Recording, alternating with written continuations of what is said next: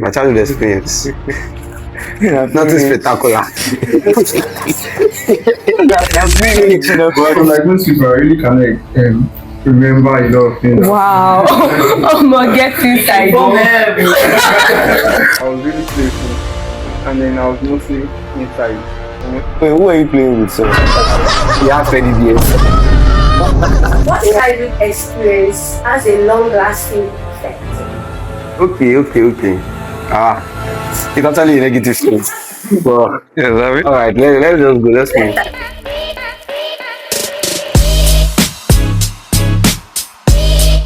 Hi everyone, my name is Ebunoluwa Akinlade, and with me here are Owoyomi Samuel, also known as Owoblow. My name is Emmanuel. I can call me Phoenix. Alright. My name is Oluwadahunsoromi Akinlade. Just Oluwadahunsoromi, by the way. My name is Olonade.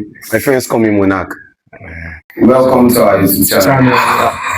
So today, the topic before is navigating through life based off our childhood experiences. So I will start with Phoenix. How was your childhood experience? How was it like? Okay. I think my childhood experience is just like every other child out there. We grew up in. We used to have this neighborhood. Everybody, the children moving together. Just going out, playing football, and like it's as fun as as most people will have it. So it's just like every other child. Just like every other child. That doesn't feel like that. Monarch, what do you think? Oh, my childhood experience. Nothing spectacular. But one of my guys said, when you stay in the house now, you don't have gates. So you're literally outside. That's just it. That's just it, by the way. Oluwadunnsin. One has semi-intensive. So it's not inside, it's not outside, and I just in between again. But majorly inside, sort of. Yeah, majorly inside. Owoblow. My childhood experience, unlike most people, I really cannot remember a lot of things. Wow. Oh my, get inside. But what I can remember was that I was really playful, Wow. and then I was mostly inside. Who are you playing with, sir? You have 20 years. I was really playful, and then I also know that Toikas. it will go from school and church. And that was really fun. Wow, actually, I can relate to that school, home, church, especially when your dad is a pastor, but everything is like that. So basically for me, I will not say semi-intensive. I'll say I was mainly inside. Didn't really have friends. So once they go out, they lock the gates, everything is just like that. So my next question is, how would you say this environment actually affected or shaped your life? Starting with just Oluwadunnsin. Yeah, no. In my own case, in a sense, I think when you grow up in an intensive care, is it intensive care? Sure, all right. It's kind of shaping you in a manner that you've learned to live alone by yourself. So making friends is not a necessity, sort of. So like many people that they can't do life without having 2 or 3 persons moving together and all of that. But it's much more easier to move alone, do the more like a solo ranger, get stuff like that. So that's how the whole thing affected. Even right now on campus, it's more or less an intentional work for me to actually go and mingle with people. They kind of feel better. They feel better just being alone and all of that. So that's the thing myself. Well, that's you, Phoenix. Okay. I think for me, it's really interesting. I'll say. Okay, let me just give us a scenario. I think the other time I was thankful with a friend of mine for about us. Me, I also have this. Monarch say. So we're playing football and disagreement here and there, and just there will be fight. And I can remember at that time, we literally ran through the streets like he was just chasing me out of that. So and my mom came at the time. She came and she was not like, where's man, where's man, and all that. And she saw us, like become a very kind of race like that. And she has coming and she was just running out house like that.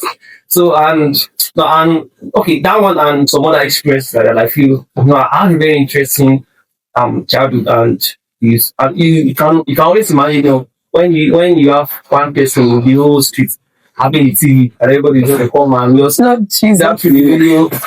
Not in a video, but No, semi town. Not a village. The in between. Just Let me oh my Jesus. okay, so I think at the time you can imagine we trying into the windows and all of that kind of just look at the Jackson and the other stuff like that. So it's a very interesting one and that has kind of shaped my life. Always when you interact with people where you always want to get to know people. Imagine you're inside like my guy here.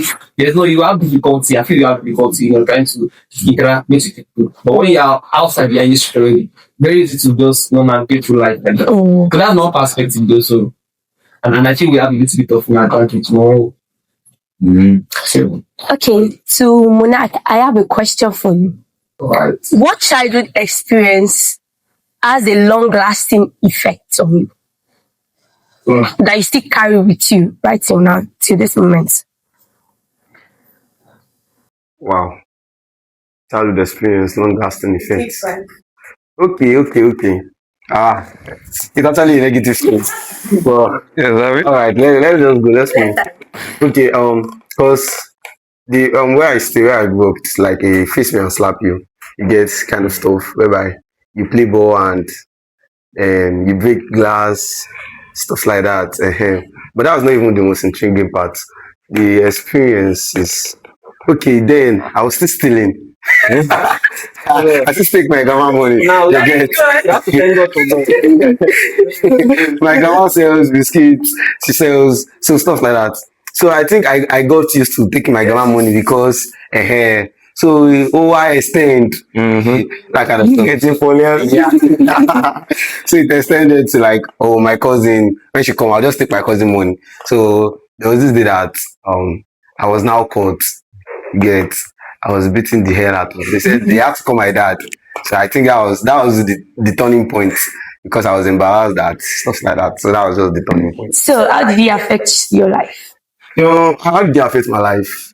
Because It was not yeah, basically I would say I don't steal again. And the fact that it was not something that was enclosed, it was not something that was covered, it was public. So I had to like a tarnished image, that kind of stuff. So it had to like push me towards the right path. business minded. So, Owoblow, I'm sure you don't have much childhood experience because you were almost getting inside, but at least no. Okay. You should have one. Do you have any you can share with us? Let's have it. What are you? Does not have. Alright, so what I mean, I do not have much. I had some experience at least. I can remember one or two, yes, or maybe three, or maybe four. The peculiar one was when when in our house, and then I think I went to play. We had neighbors in our building next to ours, and they had a dog, very strange dog. How do I feel like I know where this is headed? They had a very strange dog. They had a very strange dog, and then I would maybe like 7 or 8. So we started playing ball, and I was very naive. I didn't know what was going on. So of course the dog shall beat me. Very, very animalistic dog. Yeah. But what happened was that as I was naive, I didn't know what. Like, I just winged it off. 25.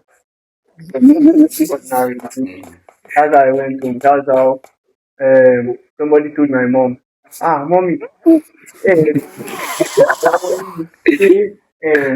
My mom asked me, tell me, kilo shit. It was when I was saying that. And mind you, my mom had the only that's not good at all. That's the way. I don't know that it was dog that just bites me. That's my ear. It's very carefully or something. I don't remember. But I know that something happened then, and then I got, and this was like the next day, more than almost 24 hours after. I had no idea it was that serious. So we're back in a way. Side effects. Thank God for me. Thank God it was not a full moon. Almost like 24 hours. And the dog was like a very, very local dog. I don't think it was Is it treated? I don't think it was. Okay, but me, I was The dog. for the dog. I don't think the dog. Well, eventually went to the hospital and then they did patch, and then I'm here to do this. What's an experience? So how it affected me? Come on, now your bees like werewolf. You can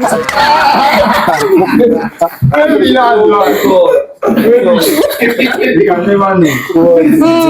I won't take that. That's a peculiar experience for me. Wow, that's nice. Hope you're not scared of dogs. No. Okay, that's good. That's You good. can get one in the future. They are familiar with each other. Okay, this is very nice. Okay.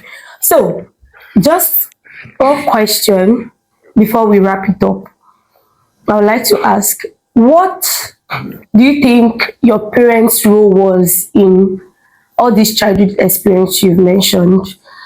How did they like bring about like these experiences? Being get inside, or you being get outside, or whatever you would call it. What do you think was your parents' role in all of this, Mr. Dunssin? I think most of the times it's in a sense that of fear. Probably if you move outside, you're going to mingle with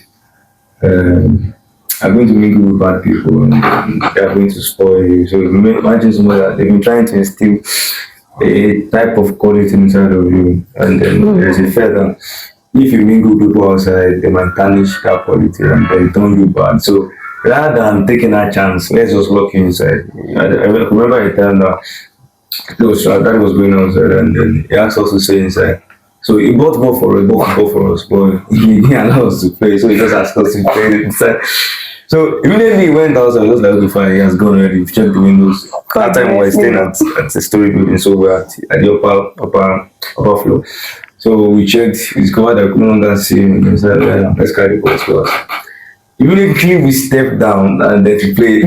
We didn't know that he had assigned somebody outside to watch it.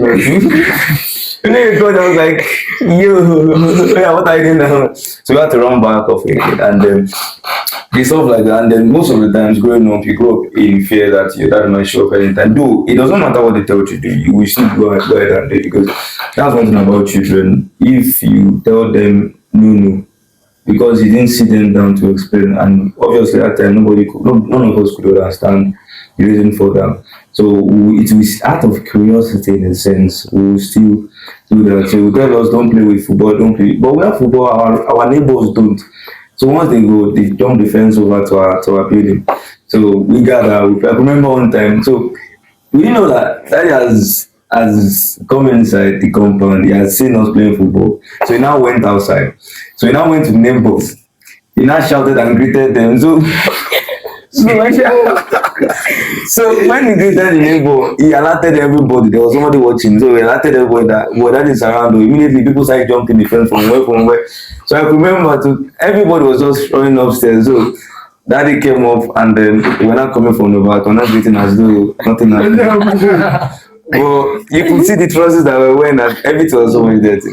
So the essence of that is they will be living in that kind of situation. It's out of constant fear, because you don't know what's going to happen. You don't know when you're going to come around. But I get that point in the sense that they don't want you to be bad, because eventually something like that kind of happens. You mingle with somebody, the person did something bad in the street, and then because you were together, they kind of accuse you of doing it. So that kind of fear is there. But either way, so it still does not change the fact that the child had to live in constant curiosity. Constant Maybe once you gather along with your friends, there are so many things they're discussing. You're always out. You're always the odd ones amongst them. For example, for me, like this, I don't know how to ride a bicycle. Why? Actually. Because Now, wow. Yeah, Yes. so because then how do you start? You start by rolling tires. Tires. Not tires. This Boris. paint bucket. Okay, yeah. You start by rolling the You stick to you stick to Yes. roll it, then you graduate to this Tire. motorcycle Boris. tire and then stick. So from that one you now graduate to bicycle and all. But I never even do that one, that cover. So talk less of my greetings. So I cannot do any of those things. You get the eyes I could do was just the eyes I could do was just play football, and then many of the things I had to learn them in school. So that's how the whole stuff. So it's kind of made the whole growing up maybe a little bit uneventful and a little bit boring. And at the same time too, because there is little more exposure to things out there, you don't really know. There's a lot of innocence and naivety that you don't know what you are doing. You don't know what you are doing that's going to affect everybody. I mean, sorry, I lost my train of thought. You don't know what is wrong because you were not exposed to see what is wrong. So you just assume everybody has pure heart, everybody has pure mind because we're not listening the word. So because of that, it's easier for us to fall into mistakes at the later age, stuff like that. So yeah. Okay. What do you think you would do differently from what your parents did? I don't think I'm going to do anything differently. Yeah. So everybody, me for example, for So you're going to lock them inside. No, lock them inside. I'm not going to lock. Obviously, there won't be any friends too.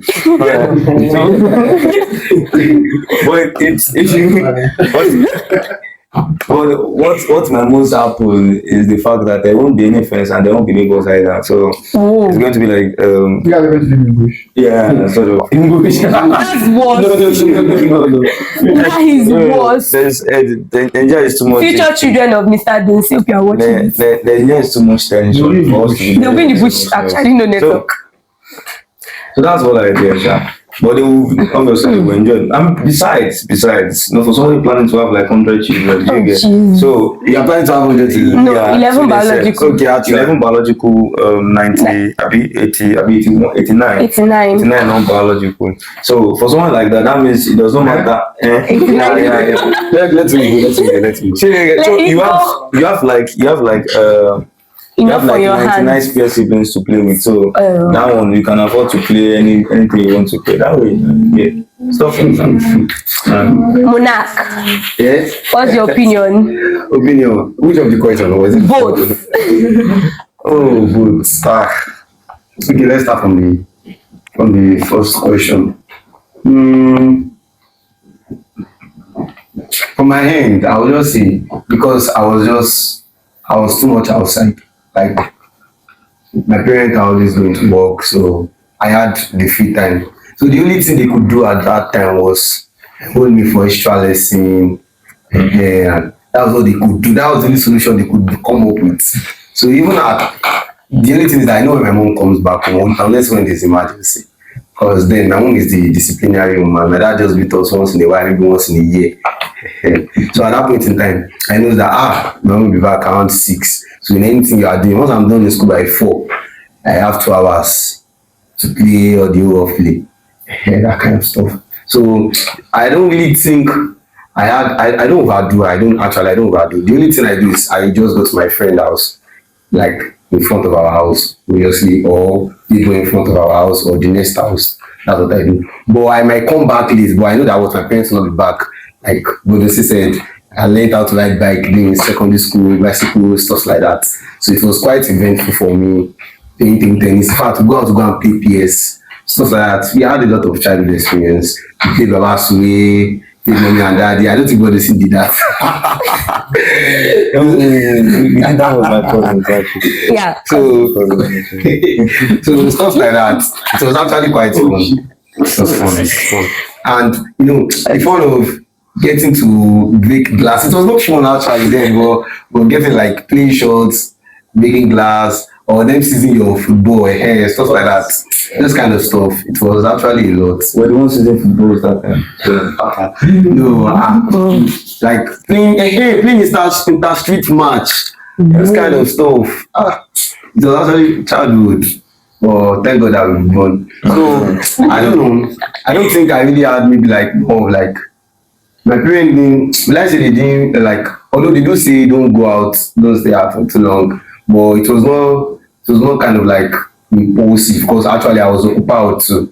Like after school after class lesson, then come back, just few minutes, then she's back already. So there's really no much time to really explore like that. So that was just that. So what was the second question? What will you do differently Oh, differently. from what your parents did? Okay, differently, I won't say because actually I think the environment changed me a bit because it suited me. There was this kind of like vastness here.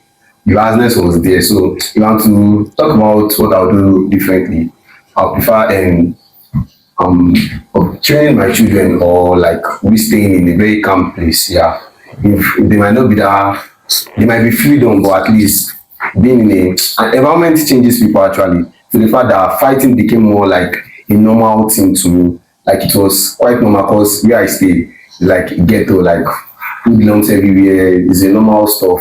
You see people puffing, stuff like that. Let's just keep those things. So I won't it just takes the grace of God actually and I don't know. I never just felt the urge to try any of those things. So that was just that. So I hadn't been there like, or maybe I didn't move with friends that really did it. But I had friends that do. But I didn't really. There was not that pressure. The peer pressure was not there. So if I'm to do something differently, I will ensure that they are not in that kind of space. And maybe because I've been there, I kind of like parents at times they only say don't do this, don't do this. When they say don't do this, why are they saying you'll don't be do this? curious. Yeah, that kind of stuff. But Yes. that I was not. If I hadn't been there, had been an external push, I might have. But thank God it was not an external push. Because they didn't really explain the reason. Don't do this, don't do this, don't do this. But if I'm to be in their shoe, I would like environments where I train my child to be way different. Although I'm not going to the bush, but at least in a more calm and Serene environment. Yeah, serene environment. And the last thing I'll do again is that I will try to like explain stuff like that, explain to my children why they should not do stuff like that. Yes. Or too much of exposure to has a way of affecting. So Okay. that was just that. So we've learned that from Mr. Dunsey, we will throw them inside the bush. Not true. Same thing. And from you, we learned that the environment affects in a way that if it is a more serene and calm environment, there's a way it shapes they are becoming, there's a way it shapes they are being. And so to Mr. Owoblow, the money man. Okay. My answer. I think the first question is, how did my parents What role did they play in how did their role affect your childhood my- experience? Yes. Well, from the time since when I was young, they've always been, I want to believe they acted out of love and then out of their understanding of upbringing. So weren't allowed out that much to my, like, for as much as I can remember. And it's how it affected me was that I wouldn't say affected, it just kind of morphed me to the kind of person that I was just reserved. Although I had friends, yes, I had friends in primary school, secondary school, but I was just more reserved, and then most of the time I kept to myself. It was like until maybe senior secondary school, because all the way from DSS, and I was this very small guy, big head. So I mean, the experiences was That's right. really a lot of things are coming to my mind. Yeah, and there's one special story. So I don't want to waste too much time. Jesus. There was the time I think I was in SS1. Went to ShopRite. I and my friends then. I was in when Black Panther came out. So we agreed that to go and watch Black Panther, and then they didn't necessarily give me a time to come back home. Because even that one to go out say was it. I had to tell them, explain that want to go and watch Kenny. I think I went alone. That way alone that time. I think I went alone. But that was in 2018, right? So we finished the movie late, and then all of us were in like the all gisting and all. And I was already watching time. I'm finished. and I cannot just say that I want to leave my friend. Actually, she'll be like, where did they go? That kind of thing. You don't do that, I'll get it right. I'll get it. I try to form. I don't think I came. I think I like an auntie of ours was staying with us there. So I think I followed her from work. That day wasn't funny. Oh my god. Let me just fast forward to the ending. I followed her to work. Then from work, she described how I was going to ShopRite. Then I went to ShopRite. I was scared that they would probably kidnap me. So when I got to ShopRite, I was supposed to follow her back home because I don't know the road, obviously. So and I was already like, she should not come and meet me in ShopRite. Like, that's how she had been trying to reach me. I was using one BlackBerry that time. I think the phone was dead. Yes, the phone was dead. I was using one BlackBerry that time. So she had tried to reach me. I think she probably searched the whole of ShopRite for me that day. You know how big ShopRite is. So when that's in one side, that's how she just got there. I just had somebody say, Samuel, you know you've been since in the midst of all my friends. I don't hear the end of weekends. When we resume, that's when they wish to welcome me in hostel. You guys, Owoblow, when we went to watch Black Panther, that is, oh my god, I could not leave them. So, it was as if ground wanted to swallow me at that moment. But that was basically one of the experiences that showed how cautious our parents were with, moving outside. And I want to understand that maybe their feelings were valid. And it didn't really affect me so terribly because as I grew, I was the kind of person that I would not really open up until I'm really in among people that I'm really comfortable with and then people that I've grown used to. So it was until maybe SS1 because I used 6 years. I went to the same one secondary school.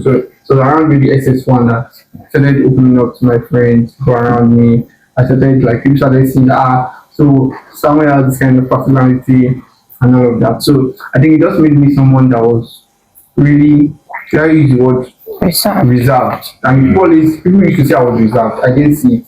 But then it kind of made that person that was reserved. Very, very reserved, yes. So if I'm in settings now, if I go to another university now, I mean, it probably take 2-3 years for me to be myself. So that's the kind of person it made me to be.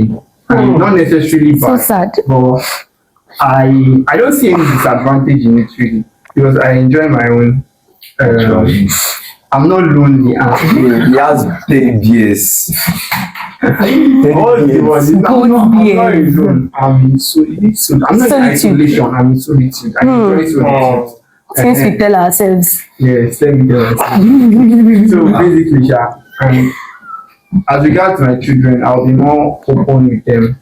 I'll not be so rigid. But you are reserved. I'm reserved. How will you be open? Don't worry about that.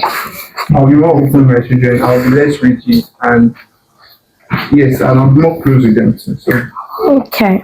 that's what. Phoenix, can you please round up for us? Okay.